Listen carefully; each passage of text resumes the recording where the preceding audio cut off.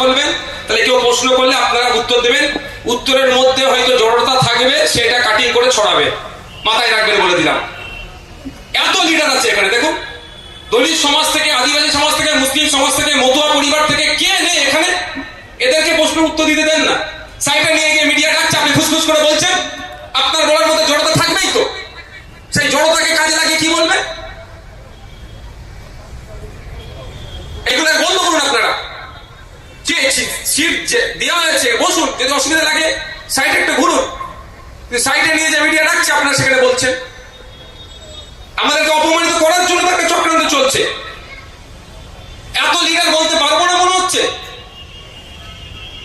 আমি একটু কম বলতে পারলে আমাদের সুকৃতি বাবু আছেন, আমাদের মেহবুব বাবু আছেন, আমাদের মির্জা হাসান সাহেব আছেন, কত সিনিয়র মোস্ট লিডার আছে আমাদের এখানে, আমাদের বাপিদা আছেন, প্রফেসর।